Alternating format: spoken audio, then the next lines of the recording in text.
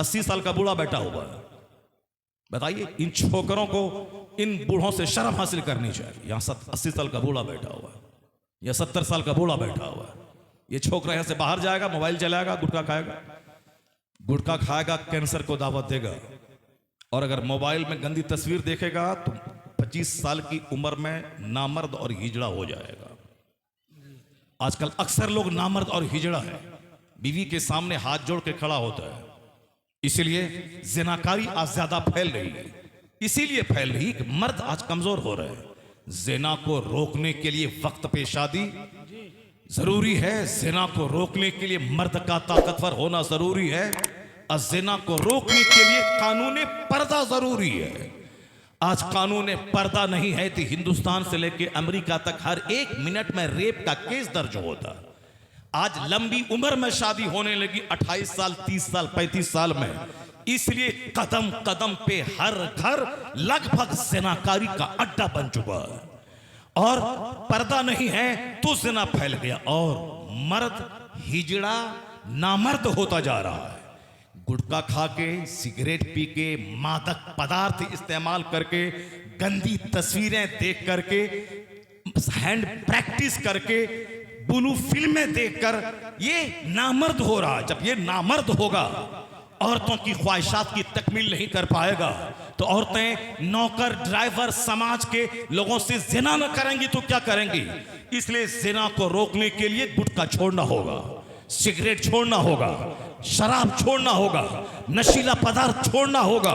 जिना को रोकने के लिए औरतों पे मोटी चादर डालकर आला हजरत के फतवे की रोशनी में उसको अपने घर की 4 दीवारी में रखना होगा। उसके हाथ में 100 साल पहले कलम न देने का आदेश आला हजरत ने दिया। और आज आला हजरत के जमाने में अगर मोबाइल होता तो आला हजरत यही कहते, न कलम दो, न उसके हाथ में मोबाइल दो, न छत पे जाने दो। चूंकि अजनबी मर्दों पे जब नजर पड़ेगी तो जिना का वसवसा पैदा होगा। और शादी ब्याह में डीजे बाजा गाना जहां रहेगा, म्यूजिक की आवाज से बदन में हरकत पैदा होती है। गरम खजा, गरम माहौल जिना को दावत देता है। इसलिए अगर जिना को रोकना है, सारी दुनिया के लिए आम पैगाम है, ये 3 काम करना होगा। नशीले मादक पदार्थ से जवानों को बचाना होगा। और 18 से लेके 25 साल की उम्र में ही, चाहे बच्चा पढ़ रहा हो, चाहे नौकरी मिले ना मिले, जो रिक्शा चलाने वाला वो 5 बच्चे का बाप है, शादी किया है, अल्लाह उसको रोजी दे रहा है, तो फिर जो जवान काम करेगा उसको रोजी कौन नहीं देगा? अल्लाह कहता है, ला तक़तुलू औलादकुम खश्यता इमलाक, गरीबी के डर से बच्चों को कत्ल मत कर, हम तुम्हें भी रोजी देते हैं, तेरे बच्चों को भी रोजी देंगे। आज से 100 साल पहले की आबादी कम थी तो रोजी के वसाइल कम थे। और आज आबादी दुनिया की 1200 करोड़ हो गई है, तो 100 साल पहले आबादी कम थी, लोग चावल खाने के लिए तरसते थे। लेकिन आज 1200 करोड़ की आबादी है और चावल घर में सड़ रहा है। पता चला दुनिया को न मोदी चलाता है, न जो बाइडन चलाता है, न योगी चलाता है, न नीतीश चलाता है, न कोई हाकिम चलाता है। अगर कोई बोलता है हम दो हमारे दो, उसके मुंह पे थूक दिया जाएगा और कहा जाएगा सारी दुनिया को मेरा खुदा चलाता है। इसलिए बच्चा नहीं रोका जाएगा। अल्लाह रोजी देने वाला है, एक रहे तो भी रोजी देगा, 100 रहे तो भी रोजी देगा। अल्लाह, बहुत अच्छा है मुफ्ती साहब, क्या बात है, वाह वाह वाह वाह, जिंदाबाद जिंदाबाद जिंदाबाद। बहुत अच्छा है मुफ्ती साहब, बहुत अच्छा पैगाम, क्या बात है, क्या बात है, वाह वाह वाह। अल्लाह, जो अकेलौता है जिसकी शादी नहीं हुई है, उसका चेहरा सूखा रहता है, वो 5 रुपए खर्च करने के लिए माँ से भीख मांगता है। लेकिन जो नौजवान शादी किया, 5 बच्चे हैं, वो अपनी माँ को 5000 रुपये महीना देता है, अपने बाप की खिदमत करता है, समाज की खिदमत करता है। पता चला अल्लाह पर से यकीन जिसका कमजोर होगा, वह करोड़ों कमाने के बाद भी भिखारी रहेगा, उसका चेहरा सूखता काला रहेगा, वो कभी जिंदगी में सुख नहीं पाएगा। लेकिन जो अल्लाह पर मजबूत यकीन करेगा, 10 बेटी क्यों ना हो, एक बेटी वाला शादी के लिए रोएगा, रोता है, और 10 बेटी वाले की शादी हो जाती है बेटियों की, उसको पता तक नहीं चलता।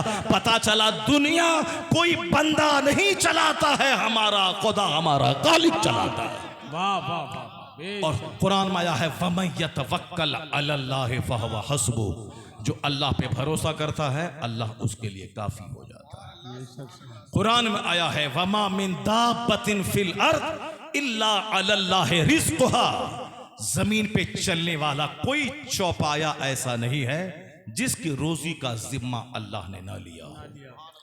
सांप, छुछंदर, बंदर, बैल, हाथी, गाय, भैंस, बकरा, बकरी, मुर्गा, मुर्गी, सबकी रोजी का जिम्मा अल्लाह ने लिया और सबको रोजी अल्लाह देता है।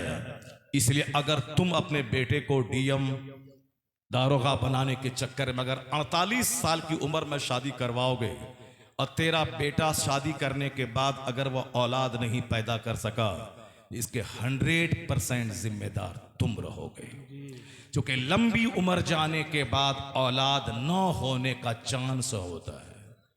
लंबी उम्र होने के बाद औलाद न होने का चांस बढ़ जाता है। ये चाहे 50 डॉक्टर के पास जाएं, चाहे 50 बार छलैया करवाएं, चाहे 50 टेबलेट डेली खिलवाएं, चाहे 50 दरगाहों पे जाएं, ऐसा नहीं होता कि दरगाहों पे जाने के बाद सब काम बन जाता है। मैं लगा दूं आम का पेड़ और अजमेर चले जाएं कि बाबा आप तो हिंदुस्तान के राजा हैं, मेरे आम के पेड़ में सेब लगा दीजिए, नहीं होगा ऐसा। ऐसा नहीं होता है, ऐसा नहीं होता है। अजमेर वाले बाबा अगर अपने मुरीद को बोलेंगे 2-4 तमाचा मारो उसको भगाओ यहां से, ये सिस्टम के खिलाफ दुआ कर रहा है, ये सिस्टम के खिलाफ दुआ है। अगर मुसलमान दुनिया भर के सारे काबा चले जाएं और खिलाफ पकड़ के दुआ करें कि इलाही तेरे घर की इज्जत का वास्ता है कि ठंडी का मौसम अच्छा है, गर्मी का मौसम ना रहे, ताकि हम जी भर के नमाज पढ़ें, फरिश्ता मार के भगा देगा वहां से। ये सिस्टम है दुनिया का। रात होगी, दिन होगा, गर्मी का मौसम आएगा, जाड़े का मौसम आएगा, मौसम चेंज होगा ताकि तुम जिंदा रह सको। सिर्फ गर्मी होगी तेरा जिंदा रहना मुश्किल है, सिर्फ सर्दी होगी तेरा जिंदा रहना मुश्किल है, सिर्फ बारिश होगी तेरा जिंदा रहना मुश्किल है, नहीं रह पाओगे तुम जिंदा। तुम्हारे लिए मौसम बदलता है ताकि जिंदा रह सको। सिर्फ रात ही रहेगी तो जिंदा नहीं रह पाओगे, मर जाओगे, सोते सोते बदन में दर्द हो जाएगा, भूखे मर जाओगे। इसीलिए 8 घंटा रात, 12 घंटे रात, 12 घंटे दिन, ताकि दिन में खूब खटो, कोढ़ी बन के बैठे मत रहो। जो कोढ़ी बन के रहेगा वह दूसरों के सामने हाथ फैला के भीख मांगेगा, चेहरा काला हो जाएगा। ये मर्द भीख मांगने के लिए नहीं पैदा हुआ है, मेहनत से कमा के दूसरों को अता करने के लिए पैदा हुआ है। खूब कमाओ, मेहनत करो, माँ को, बाप को, भाई को, बहन को, सास ससुर पर निगाह टिका के मत रखो कि ईद के दिन में ससुर कपड़ा भेजेगा, वो सारी जिंदगी भिखारी रहेगा, वो उनके चेहरे पे खुशी नहीं होगी जो ईद के दिन अपने ससुर का कपड़े का तलबगार रहेगा। अल्लाह से भीख मांग, इलाही इतना दे दे कि मैं अपने बाप को भी कीमती कपड़ा पहनाऊं, मेरी बीवी मेरी शरीक हयात है, अल्लाह इतना दे दे कि मैं अपनी बीवी के बाप को भी मैं अच्छा कपड़ा पहना दूं।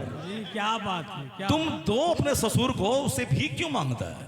मैंने तो देखा है जो भिखारी रहते हैं सारे दिन, जो दूसरों से मांगने की नीति रखते हैं। अब सिस्टम के खिलाफ जो करेगा वो दुआ कबूल नहीं होगी। सिस्टम है आम के पेड़ से आम, लीची के पेड़ से लीची, कटहल के पेड़ से कटहल, अमरूद के पेड़ से अमरूद, धान के पौधे से धान, गेहूं के पौधे से गेहूं। इसके खिलाफ कोई दुआ मांगेगा, दुआ कबूल नहीं होगी। अब शादी की उम्र है 18 साल, शादी की उम्र है 21-22 साल, ज्यादा से ज्यादा 25 साल, 25 के आगे ना बढ़े, वरना औलाद से अगर गुनाह हुआ, बुखारी शरीफ जो कुरान के बाद सबसे बड़ी किताब है उसमें लिखा है, औलाद के जवान होने के बाद अगर शादी में देरी किया, अगर औलाद का पांव फिसल गया तो उस गुनाह में माँ बाप शरीक समझे जाएंगे। अल्लाह। गुनाह करेगा बेटा, मुजरिम है बाप, गुनाह करेगी बेटी, मुजरिम ठहरा बाप। इसका जुर्म क्या है? वक्त पे शादी नहीं कराना।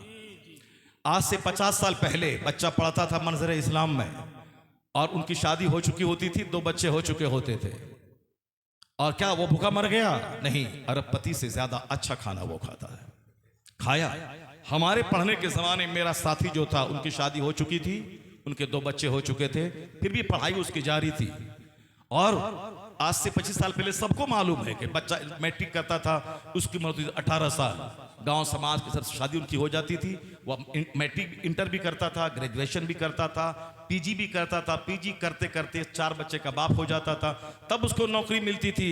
जब नौकरी मिलने से पहले बीवी पल रही है, बच्चे पल रहे हैं, तो फिर ये नहीं रहेगा कि नौकरी मिलेगी तब शादी होगी। अब जब टेंडेंसी हुई नौकरी मिलेगी तब शादी होगी, तो लड़की भी बूढ़ी हो रही है, लड़के भी बूढ़े हो रहे हैं, सब बे औलाद हो रहे हैं, समाज सेना की कीचड़ में लथपथ हो रहा है। इसलिए कुदरत का सिस्टम वही है कि जब बच्चे जवान हो तो जमीन मकान देना तुझ पर जरूरी नहीं है, शादी करा दे ताकि तेरा बच्चा गुनाहों से सेफ रहे और समाज सेना के कीड़ों से सेफ रहे। अमेरिका से लेके हिंदुस्तान तक की गवर्नमेंट साहब तलवार के बल पे, गन के बल पर, कचहरी के फैसले के बल पर, जेल के बल पर वो जिना को रोकना चाह रही है, मगर जिना चरम सीमा पे पहुंच रहा है। नहीं रुकेगा जिना। एक कानून है, वह कानून पर्दा। काली कलोटी है, अगर वो भी चादर में लिपटी है तो उसका ऐब छुपा है। समझने वाला सोचेगा कोई हूर इसमें है। और अगर खूब खूबसूरत है जिस पर मर्द लपकते हैं, अगर चेहरे पे पर्दा है, चादर है, तो लोगों के सामने उसका हुस्न बेनकाब नहीं है। इसलिए दरिंदे और भेड़िए उसको नोचना नहीं चाहेंगे। तो पर्दा काली कलोटी के लिए भी इज्जत की बात है, गोरी के लिए भी इज्जत की बात है। अमेरिका से लेके भारत तक चाहे सारी गवर्नमेंट वो रगड़ के रह जाए, ज़िना नहीं रुकेगा। अगर एक कानून है मुस्तफा का, कानून पर्दा नाफिज हो जाए, ज़िना रुक जाएगा, बलात्कार से दुनिया पाक हो जाएगी। बेशक हक है, इसके अलावा कोई रास्ता नहीं है। हाँ, अगर आदमी बेहया बेशर्म हो जाए कि हम भी ज़िना करते हैं, मेरी बीवी तू भी ज़िना कर, तो फिर उस बेशर्मी का कोई इलाज नहीं है। लेकिन हया जब तक बाकी है तो ज़िना की वजह से आसमान से बारिश रुकती है, ज़िना की वजह से मर्द बुज़दिल होते हैं, जालिम हाकिम मुसल्लत होता है, ज़िना की वजह से अल्लाह का अजाब नाज़िल होता है। आपने नहीं सुना कुरान शरीफ में? कुरान शरीफ में आया है कि मूसा अलैहिस्सलाम 6 लाख फौज लेके चले। ये बात मुसलमान से मैं कह रहा हूं, बाकी वो बातें मुसलमान काफिर सब के लिए मैंने जनरल एक बातें की हैं। जो लोग कहते हैं कि साहब रेप बढ़ रहा है, उसके बढ़ाने की जिम्मेदार तुम हो। जवान लड़की टी शर्ट और साहब जींस पहन करके एक टेबल पे बैठ के पढ़े कोचिंग सेंटर में, और उसी के बाजू में एक लड़का जवान 18 साल का 25 साल का वो भी पढ़े, और वहां कोई न पर्दा है, न अल्लाह का डर है, न समाज से हया शर्म है। वो पढ़ने के नशे में दोनों अप टू डेट मॉडर्न है। ये बता दे उन दोनों को दस्त दराजी से कौन रोकेगा, छेड़खानी से कौन रोकेगा? इसलिए इस्लाम ने कानून पर्दा दिया ताकि ज़िना रुक जाए और तुम्हारे बच्चे हलाली पैदा हों। और जब समाज में बच्चे नाजायज औलाद की तादाद में जब समाज में इजाफा होगा, न माँ का अदब रहेगा, न बाप का अदब रहेगा, न आलिम का अदब रहेगा, न मस्जिद का अदब रहेगा, न खानका का अदब रहेगा। इसलिए जब अदब लुट जाए, समझ लेना नाजायज बच्चों की तादाद में इजाफा हो गया है। इमाम आजम के सामने 2 बच्चे गेंद खेल रहे थे, गेंद इधर आया, एक बच्चा ढठाई से इमाम के सामने आ गया। 2 बच्चे भाग गए कि नहीं इमाम के सामने कैसे जाऊं। एक बच्चा ढठाई से आया, गेंद लिया, चला गया। इमाम ने कहा लगता है कि इसकी बुनियाद में खता है, लगता है, एक चांस बताया, ऐसा हो सकता है क्योंकि जहां डिसिप्लिन ना हो वहां एक फैक्टर ये भी काम करता है कि उसके उस बुनियाद में गलती हो। आज औरत और मर्द आपस में लड़ते हैं, दोनों मियाँ बीवी, और उस लड़ाई में कुफ्र बक जाते हैं, पता नहीं चलता है। कुफ्र बका, ईमान गया, निकाह टूटा। बहुत सारे लोग गुस्से में तलाक दिया, अब मुफ्ती साहब के पास जाने के डर से कि वो हलाला करवाएगा, इसीलिए दोनों आपस में कंप्रोमाइज करके रह गया। चलो समाज वाले को पता नहीं चला, अल्लाह तो देख रहा है, निकाह इसका टूट गया। अब जितने बच्चे पैदा होंगे सब के सब नाजायज पैदा होंगे। इस तरह केस बढ़ रहा है समाज में। तलाक के बाद भी लोग बीवी को रख रहे हैं। अब जितने बच्चे पैदा होंगे सब वलदुल हराम, वलदुल ज़िना, नाजायज। और ये नाजायज बच्चे जब समाज में बढ़ेंगे, वही बच्चा बोलेगा कौन मौलाना, कैसा मौलाना, कैसी मस्जिद, कैसा रोजा, कैसी ज़कात, कैसा हज। वो हज के खिलाफ बोलेगा, वह नमाज के खिलाफ बोलेगा, वह जलसे के खिलाफ बोलेगा, वह दीनी महफिलों के खिलाफ बोलेगा, वह मस्जिद के खिलाफ बोलेगा, वह शराब खाने को आबाद करेगा, वह ज़िना के कोठे को आबाद करेगा। इसलिए एक कौम मुस्लिम, काफिर चाहे पाखाना चाटे, चाहे शराब पिए, चाहे बगैर निकाह के ज़िना करे, उससे कोई मतलब नहीं। वो फिनारे जहन्नम आग में तो जाना ही है, लेकिन तुमको रहना है, तुमको हलाल ढंग से रहना है, जायज तरीके से रहना है, मुस्तफा के तरीके पे अमल करना है, शरीयत पर अमल करना है। अगर तुम बिगड़ गए तो दुनिया में आग लगेगी, और जिस दिन तुम मुस्तफा के गुलाम बन गए तो तेरी खैरात उन काफिरों को भी मिल जाएगी कि बारिश होगी और दुनिया में अमन और अमान कायम हो जाएगा। नारे तकबीर, नारे रिसालत,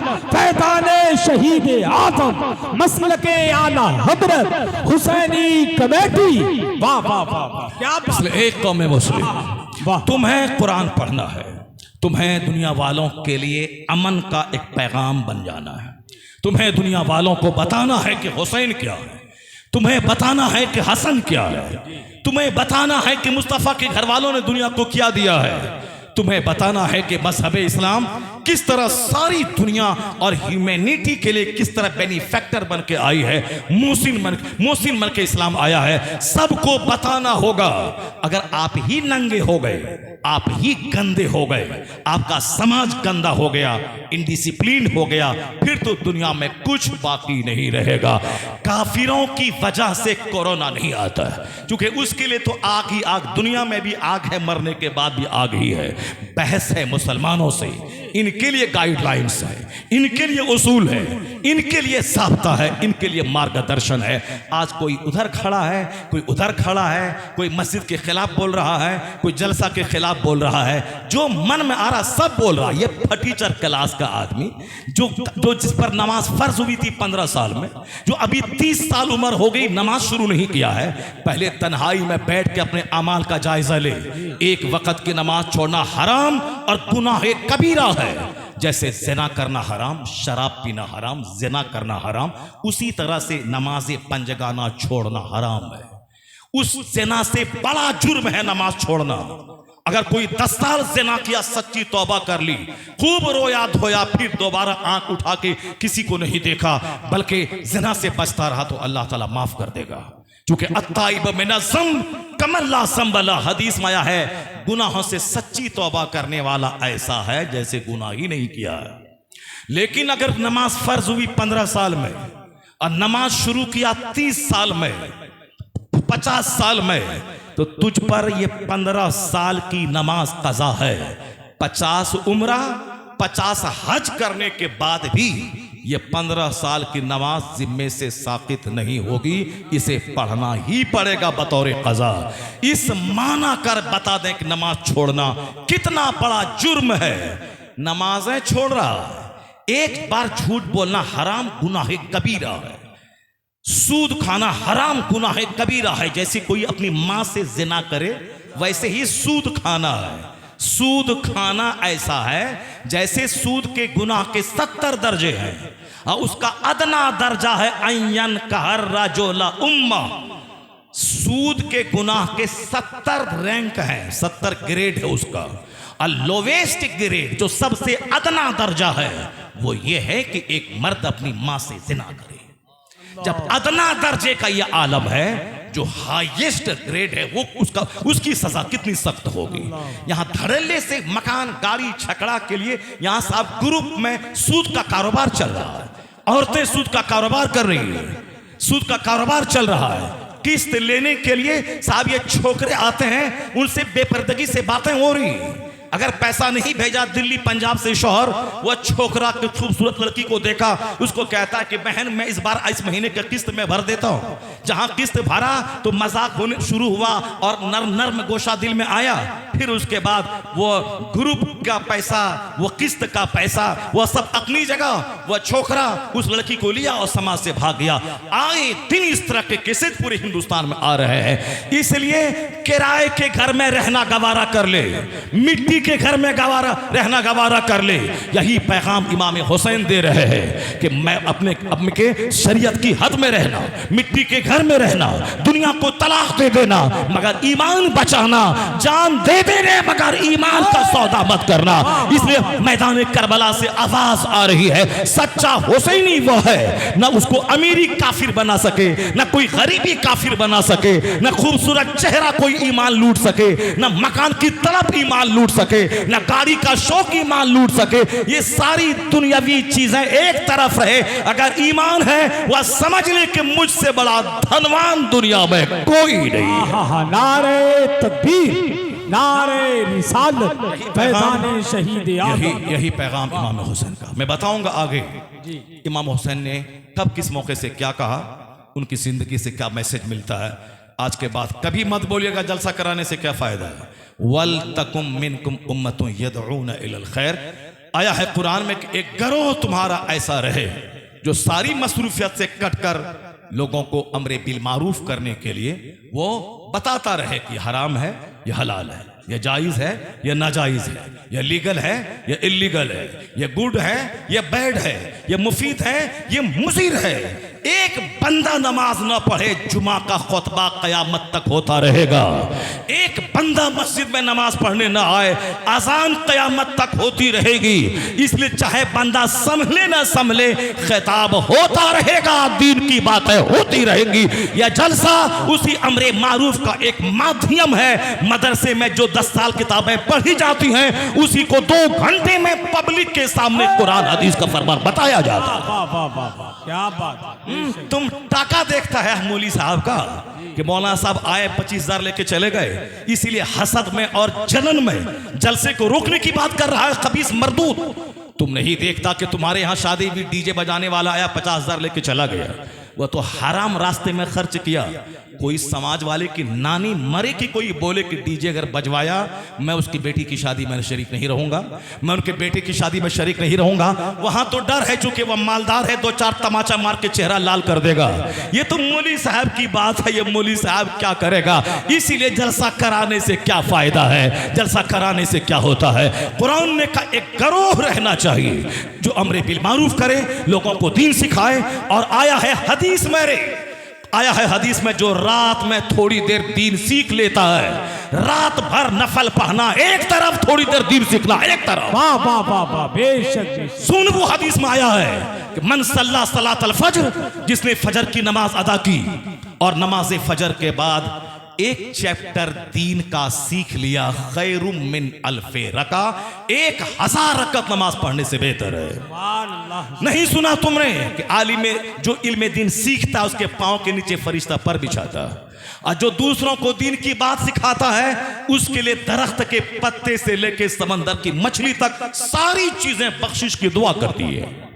नहीं सुनी वो हदीस कि जो आलिम यस्तगफिर लहू माफी समावाति वल अर्द हत्ता नमलत फी जुहरिहा व हत्तल हूत फिल मा ला युसल्लून अला मुअल्लिमिन नासिल खैर। मुस्तफ़ा फरमाते, हदीस में आया है कि जो दूसरों को भलाई की बात बताते हैं उसके लिए चुराहों की चूटियां, समंदर की मछलियां, जमीन आसमान के दरमियान की सारी चीजें बख्शिश की दुआ करती है। मुअल्लिमिन नासिल खैर, जो लोगों को खैर की बात बताता है, जो लोगों को गुनाहों से रोकता है। सारे लोग तो गीबत कर ही रहे, सारे लोग तो झूठ बोल ही रहे, सारे लोग तो चौक चौराहे पे मौलाना, मौलवी, इमाम, मुअज्जिम, पीर की गीबत की पोटली लेके बैठे हुए हैं। सारे लोग तो डीजे, बिंजू, ड्रामा साहब, म्यूजिक, संगीत, फिल्म, कव्वाली में नाचना कूदना, औरतों मर्दों का मुकाबला करना। और कुछ लोग इसी तुम्हारे इलाके में साहब वो शेख चिल्ली का तमाशा लेके बैठे हैं। ये तो जाहिल पीर फकीर कर ही रहा है। ये कौन है जो अमरे बिल मारूफ करेगा? ये तो समझ ले कि इस सदी में तन्हा अहमद रजा खां फाजली बरेलवी की जाते गिरामी है कि आज बरेली का फतवा ये सारी दुनिया में सर चढ़ के बोलता है। वरना मुफ्ती की क्या इज्जत रही, फतवा की क्या इज्जत रही, मदरसे में कौन पढ़ाएगा? वो तो रजा के फतवे की धमक है। आज जलसा जिंदा है, आज मदरसा जिंदा है, इल्म हदीस, आज उलमा और इल्म की इज्जत जिंदा है। वर नहीं तो लोगों ने तो खुराफात बना ही दिया था। बंबई में हर गली में पंजा लेके बैठा रहता था कौन? चरस पीने वाला, भांग पीने वाला, अबीर सर पे लगाने वाला, और साहब ये शराब पीने वाला, ये गंजेड़ी, ये चरसी, ये शराबी। और लोग वो सर झुमाता था, कहता था इस पर हुसैन की सवारी आ गई है। सोचता हूं हुसैन गौसे पाक के सर पे नहीं आए, हुसैन गरीब नवाज के सर पे नहीं आए, हुसैन आला हजरत के सर पे नहीं आए, हुसैन महबूब इलाही के सर पे नहीं आए, हुसैन ताजुल शरिया के सर पे नहीं आए। क्या हुसैन जैसे शहीद आजम को वह गैड़ी मिला था, वह चरसी मिला था, वह जोकर मिला था, वह खबीस मिला था, वह मरदूद मिला था, वह पापी मिला था, वह साहब पाखाना करने का जिसको ढंग नहीं मालूम हो, वो चरसी पर हुसैन की सवारी आएगी। आई यह झूठा सिर्फ झूठ बोलता था और औरतों को बेवकूफ बनाता था। औरतें कमजोर होती हैं, बच्चे कमजोर होते हैं। जहां ढोल बजा बच्चे जमा हो गए, जहां पंजा हाथ झूमा औरतें जमा हो गई। हुसैन मुझको बेटा दे दीजिए, हुसैन मुझको दामाद दे दीजिए, हुसैन मेरा बेटा बीमार है उसको शफा दे दीजिए। ये चरसी के पास मेरी औरतें वो बेटा मांगने जा रही है, क्योंकि वो जानती हैं कि इस पर हुसैन की सवारी आ गई है। ये कमजोर है, वहां चली गई। औरतें कमजोर होती हैं, इसीलिए मर्द रहते हैं घर में और हिंदुओं की औरतें रहती हैं मां नारियल लेकर मंदिरों में जा रही है। उसी का देखा देखी मुसलमानों की औरतें, ये मर्द घर में है, ये मजार पे औरतों की भीड़ लग रही है। औरतें कमजोर होती है, इनको ढेर दुनिया चाहिए, इनको शौहर चाहिए, दामाद चाहिए, मकान चाहिए, जेवर चाहिए, सोना चाहिए। इसीलिए झूठे आमिल के पास मर्द कहां जाते, औरतों की भीड़ लगी रहती है, उसका कारोबार चल रहा है। ये औरत है, ये झूठ, जहां कोई बनावटी मजार लगा दे औरतों की भीड़ लगी है, अब वह झूठा करोड़पति बन रहा है। दरगाहों पे औरतों का जाना यह लानत का जरिया है। आला हजरत ने कहा 100 साल पहले जब औरतें दरगाहों के इरादे से निकलती हैं, उस पर हर कदम पे लानत बरसती है। जहां लानत होगी रहमत का बरसेगी, क्योंकि ये कमजोर है, ये मौलाना की बात नहीं मानती है। इनको बेटा चाहिए, इसलिए अल्लाह से नहीं मांगेगी घर में, ये अब मजार पे जाएगी, बोलेगी बाबा बेटा दे दीजिए, बेटी दे दीजिए। यही काम बंबई की औरतें आज भी करती हैं, चंद जगहों पे आज भी है। हर पार्क में वह पंजा लगा दिया, वो बोलेगा पंजतने पाक। अब साहब वो सर झुलाएगा, हुसैन की सवारी आ गई, औरतें आ गई, बाबा हुसैन बेटा दे दीजिए। अब जहां महफिल बर्खास्त हुई, मेला खत्म हुआ, अब वो इतना रुपया लेके वो चरसी घर गया। अब साल भर तक चरस पीता रहेगा, ढोल बजाता रहेगा। अब जाहिर सी बात है, जिसको जो हदीस नहीं आती, कुरान नहीं आता, शरीयत नहीं आती, अल्लाह का डर नहीं है, वह ढोल नहीं बजाएगा तो क्या बजाएगा? ये तुम्हारे ही बगल में एक मौलवी साहब है, वह ढोल लेके बजा रहा है, वह ढोल पीट रहा है। जिसके पास इल्म होगा वह ढोल क्यों बजाएगा? जिसके पास तकवा होगा वह ढोल क्यों बजाएगा? जिसके पास इल्म होगा वह ढोल की वकालत क्यों करेगा? इसलिए एक कौम मुस्लिम आज बंबई में 1000 महफिलें हो रही हैं, 12 रोजा महफिल, रोजाना 2 घंटे की तकरीर हर मोहल्ले में हो रही है। और मैंने भी लगातार 12 साल तक 12 तकरीरें एक महफिल एक मोहल्ले में मैंने की है। लगातार 12 साल तक 12 तकरीरें मैंने की है। और आज इस तरह 1000 मौलाना पूरे हिंदुस्तान से बंबई जा रहे हैं, वहां तकरीरें हो रही है। ये पंजाब वाले को तोड़ मरोड़ के रख दिया गया, और ये जाहिल जो चरसी, उसकी दुनिया खराब कर दी गई। अब वहां तकरीर हो रही है, अब वहां फास हो रहा है, वहां सबील लगाई जा रही है, वहां इमाम अली मकाम की शान में जिक्र शहादत की महफिलें मुनक्किद हो रही है। अब ये हो रहा है, वो चरसियों का दौर अब खत्म हो गया। वो कुछ लोग हैं जो कहीं चोरी छुपे बचे हुए हैं। किसने इन खुराफात का खात्मा किया? किसने इन खुराफात को मिटाया? वो अब देना पड़ेगा। एक अहमद रजा खां की जात है, जिसने कहा था वो रजा के नेज़े की